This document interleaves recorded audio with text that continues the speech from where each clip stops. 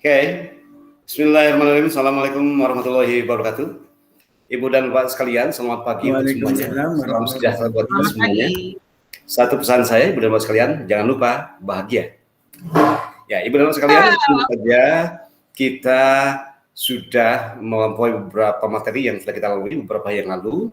Nah, hari ini kita akan belajar terkait dengan alur tujuan pembelajaran. Ibu dan Bapak sekalian, sebelum kita masuk ke topik itu, saya ingin kemudian mengulas materi-materi yang lalu, yaitu terkait dengan capaian pembelajaran Ibu dan Bapak sekalian. Nah, oleh karena itu saya ingin kemudian memberikan penguatan. Apakah Ibu dan Bapak sekalian masih ingat terkait dengan makna capaian pembelajaran? Silakan Ibu dan Bapak sekalian kalau ada yang mau respon. Oke. Ada? Pak Dedi, Pak Abdurrahman, Bu Emma, silakan. Boleh? Ya, silakan, Bu Emma. Baik, capaian pembelajaran itu adalah kumpulan beberapa kompetensi yang harus dicapai oleh para siswa dan dideliver oleh guru-guru dalam melaksanakan proses pembelajaran. Terima kasih. Luar biasa, Bu Emma. Oke, yang lain barangkali ada untuk melengkapi atau cukup dengan satu respon yang disampaikan oleh Bu Emma? Cukup Pak, sudah semuanya dengan Ibu Emma. Kalau gitu, kita akan memulai terkait dengan materi alur tujuan pembelajaran Ibu dan Bapak sekalian. Ibu dan Bapak sekalian, nanti kita akan melihat slide yang akan saya tayangkan terkait dengan materi untuk hari ini, Ibu dan sekalian. Ya, kita tunggu sebentar. Ya, baik. Nah, Ibu dan Bapak sekalian, topik kita hari ini adalah alur tujuan pembelajaran. Nah, alur tujuan pembelajaran ini adalah rangkaian yang kita rangkaian lanjutan dari yang sudah kita pelajari tentang capaian pembelajaran Ibu dan Bapak sekalian. Baik, Ibu dan Bapak sekalian, alur tujuan pembelajaran. Kira-kira di antara Ibu dan Bapak sekalian sudah bisa meraba enggak apa sih sebenarnya makna alur tujuan pembelajaran ini? Silakan Ibu dan Bapak sekalian, mungkin kita lihat dari makna perkataannya saja barangkali bisa dipahami oleh Ibu dan Bapak sekalian sebelum kita masuk ke definisi yang sebenarnya. Silakan. Oke, ada Pak. yang mau coba? Saya, Pak. Ya, silakan Pak Abdurrahman. Ya, saya ngambil dari kata alur itu kan berarti semacam tahapan gitu atau rangkaian atau langkah-langkah. Kalau tujuan itu kan sesuatu yang ingin dicapai. Nah, kalau pembelajaran itu istilahnya yang mau diajarkan gitu. Itu Pak, terima kasih. Oke, ada lagi yang lain? Pak Abdul Karim, barangkali. Baik Pak, saya sependapat dengan Pak Abdurrahman, Pak alur tujuan pembelajaran. Cuman kalau saya mungkin mengistilahkannya itu ada langkah-langkah yang menjadi bagian-bagian tujuan untuk tercapainya sebuah proses pembelajaran, Pak, seperti itu. Oke, baik. Mari kita lihat sebelumnya definisi yang sebenarnya, tetapi itu sudah mulai mengarah ya. Nah, karena ini kan materi baru. Nah, Ibu dan Bapak sekalian, pengertian alur tujuan pembelajaran adalah dokumen yang berisi gabungan beberapa tujuan pembelajaran yang di breakdown dari capaian pembelajaran, yang dirinci yang kemudian menjadi capaian pembelajaran. Ini adalah pengertian terkait dengan alur tujuan pembelajaran. Nah, berikutnya Ibu dan Bapak sekalian, kita perhatikan adalah terkait dengan prinsip-prinsip pembelajaran. Mungkin bisa kita lihat di slide berikutnya. Oke. Nah, Ibu dan Bapak sekalian, prinsip alur tujuan pembelajaran yang pertama sederhana dan informatif. Sederhana itu Ibu dan Bapak sekalian, kalimatnya simple gitu. Dan informatif. Informatif itu informasinya sampai kepada yang menerima pesannya. Jadi mudah dipahami Ibu dan Bapak sekalian. Esensial dan kontekstual, artinya mengikuti lingkungannya, berkesinambungan, pengoptimalan 3 aspek kompetensi, merdeka belajar ya. Ini bermuara kepada pelajaran Pancasilanya, kemudian operasional dan aplikatif dan adaptif dan fleksibel. Inilah prinsip-prinsip yang kemudian harus kita pegang di dalam menyusun sebuah alur tujuan pembelajaran. Nah, berikutnya Ibu dan Bapak sekalian, di samping prinsip ATP, ada juga yang kemudian harus diperhatikan oleh Ibu dan Bapak sekalian. Nah, ini kita lihat slide berikutnya, Ibu dan Bapak sekalian. Oke, sebentar. Mohon bersabar Ibu dan sekalian ya. Sekali lagi jangan lupa bahagia ya, jangan terlalu tegang Ibu dan sekalian. Baik Ibu dan sekalian, hal yang harus diperhatikan yang pertama adalah bahwa perumusan dan penyusunan alur dan tujuan pembelajaran berfungsi mengarahkan. Arti mengarahkan itu, Ibu dan Bapak sekalian, supaya tenaga pendidik tidak kemudian keluar dari jalur. Nah, mengarahkan apa? Mengarahkan dalam merencanakan, mengimplementasi, mengevaluasi pembelajaran secara keseluruhan. Jadi dari mulai merencanakan sampai kepada evaluasi, itu harus betul-betul terarah dengan sangat baik. Kenapa kemudian kata kuncinya adalah mengarahkan. Sehingga capaian pembelajaran diperoleh secara sistematis, konsisten, terarah, dan terukur. Nah, inilah hal-hal yang kemudian harus diperhatikan. Itu yang pertama. Yang kedua, Ibu dan Bapak sekalian, penggunaan kata kerja operasional dalam rumusan tujuan pembelajaran memfasilitasi guru dalam mengidentifikasi, mengenali indikator atau kegiatan aktivitas pembelajaran yang tentunya sangat terkait dengan pemilihan materi ajar dan jenis evaluasi pembelajaran.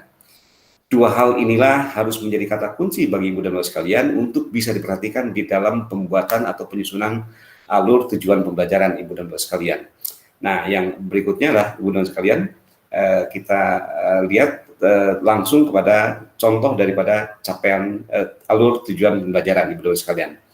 Ini adalah slide berikutnya ya Ibu dan Bapak sekalian, kita perhatikan.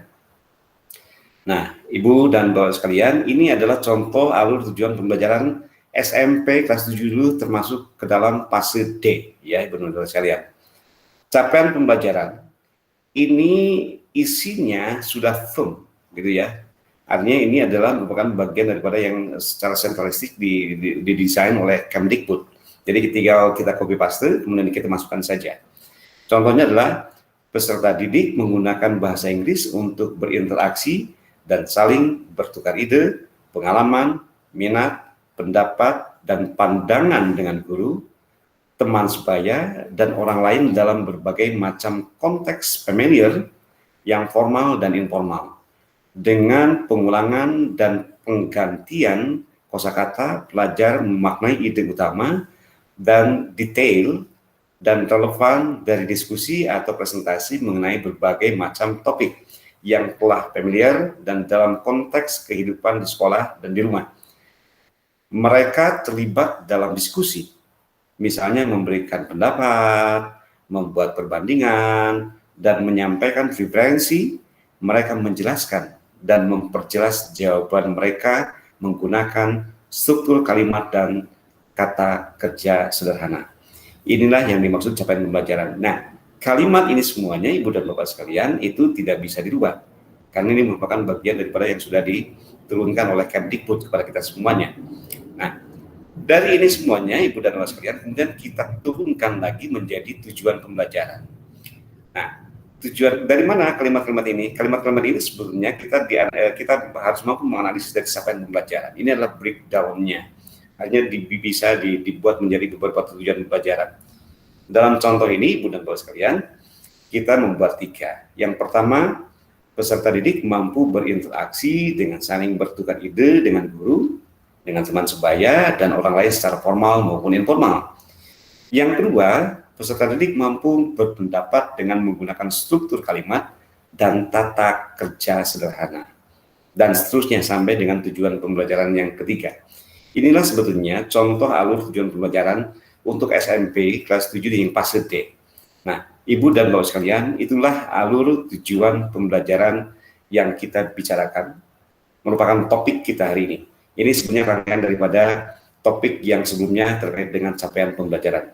Baik, Ibu dan Bapak sekalian, mungkin ini yang perlu saya jelaskan, tapi sebelum saya tutup, barangkali mungkin ada di antara Ibu dan Bapak sekalian yang akan bertanya terkait dengan alur tujuan pembelajaran ini. Oke, silakan Ibu dan Bapak sekalian kalau ada yang mau bertanya. Oke, Pak. Ya, Pak Abdul Karim, silakan. Iya, Bapak.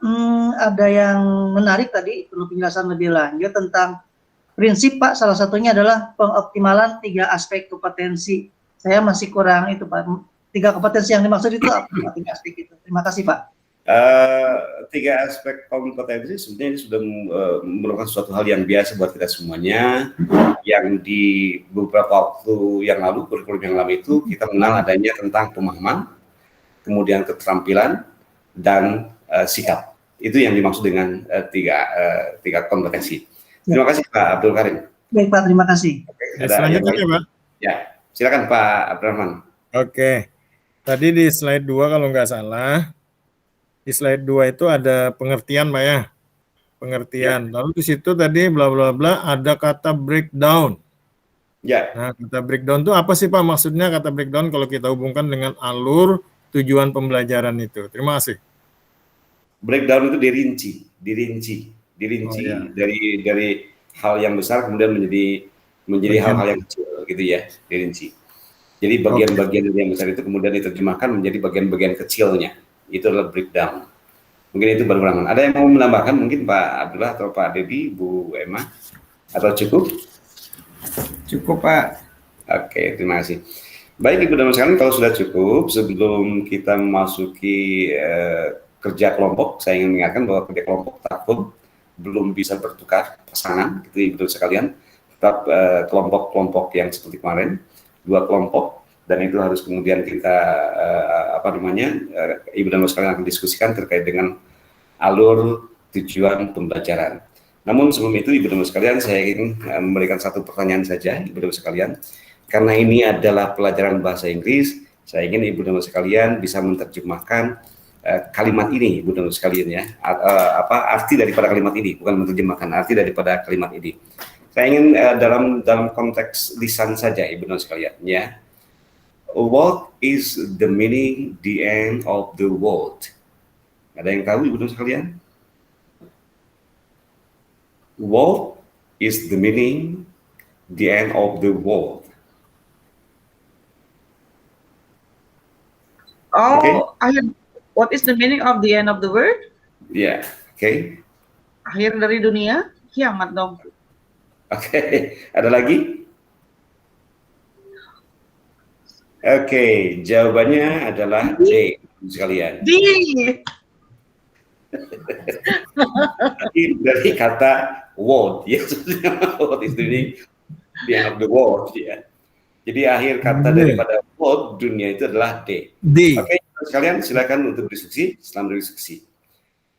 Oke, Ibu dan sekalian, setelah hasil diskusi ini, Ibu dan sekalian silakan untuk kita sudah tahu, Ibu dan sekalian sudah mempresentasikan dan kita sudah paham resume yang kemudian kita ambil beberapa hal terkait dengan alur tujuan pembelajaran. Ibu dan sekalian, saya ingin ingatkan bahwa ada beberapa prinsip, kemudian ada beberapa yang harus diperhatikan dari alur tujuan pembelajaran yang sudah saya sampaikan tadi. Itulah menjadi resume yang kita bicarakan topik terkait dengan alur tujuan pembelajaran. Barangkali itu yang ingin saya sampaikan. Terima kasih. Assalamualaikum warahmatullahi wabarakatuh.